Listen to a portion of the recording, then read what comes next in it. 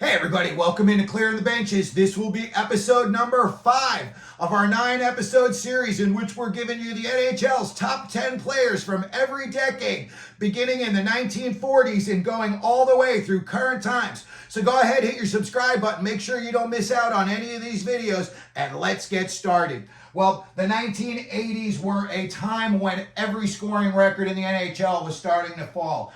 You had some very, very dominant teams. The Islanders won 4 consecutive Stanley Cups, and then right after that, the Edmonton Oilers won 4 cups in, I believe it was, 6-year span.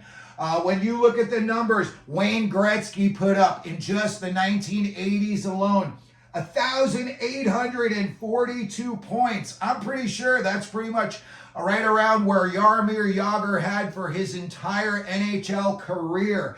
And Gretzky did all of that in just the 80s in 768 games because the Oilers were scoring just a ridiculous amount of goals. They were scoring almost like 5 goals a game. Gretzky plus 582 during the 1980s to go along with 4 Stanley Cups. Number 2 on this list is a little surprising for me. I forgot how good Peter Stastny was. 1,059 points for the Quebec Nordiques in 749 games. Number 3 on this list, Jari Kurri, Gretzky's line mate. 1,043 points in only 754 games. And much like Gretzky, because they were scoring so many goals, they had the puck all the time, he was a plus 373 in the 1980s alone. Dennis Savard, who made the famous Spinorama move, he had 1,013 points in the 1980s in only 736 games. If you get a chance, go back and YouTube some of those moves that Dennis Savard made. When he made them during a game in real-time speed, they were really amazing moves. Number 5 on this list, again, for me, a little bit surprising. Paul Coffey, a defenseman.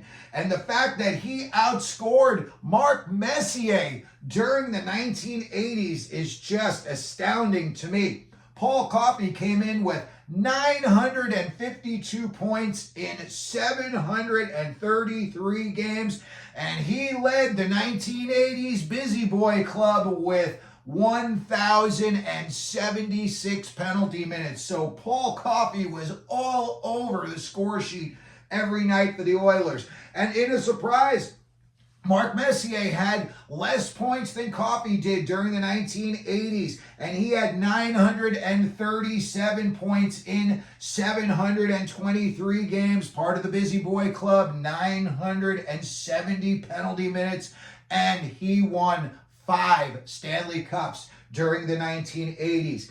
Dale Hawerchuk, what a stud this guy was. If you didn't have a chance to watch him play, go back and watch some YouTube video. Dale Hawerchuk was just one of the best players. Everything about him was very smooth and clean. He was just an outstanding player.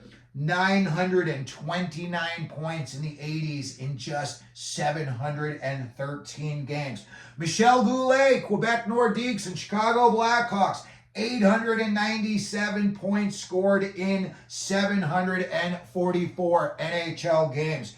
Number 9 on our list, St. Louis Blues stud Bernie Federko, 877 points in only 744 games. And finally, number 10 on our list, this is the second list he's on, Marcel Dion came in with 843 points in 649 games. During the 1980s, he went from the Los Angeles Kings over to the New York Rangers.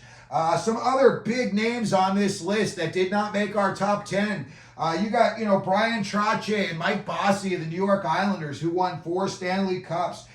You had Ron Francis playing for the Hartford Whalers. He was just putting up enormous amounts of points, and he was just really like ahead of his game in terms of being a leader and really being a thinker on the ice. And then finally, I wanted to go with a couple of goaltenders here, and they both won Stanley Cups galore in the 80s. and that's Billy Smith for the New York Islanders. You did not want to stand in front of this guy in the crease. He would let you have it. He made Ron Hextall look like a rated G movie. Billy Smith was so dirty. And then on the other end of things, you had Grant Fuhr.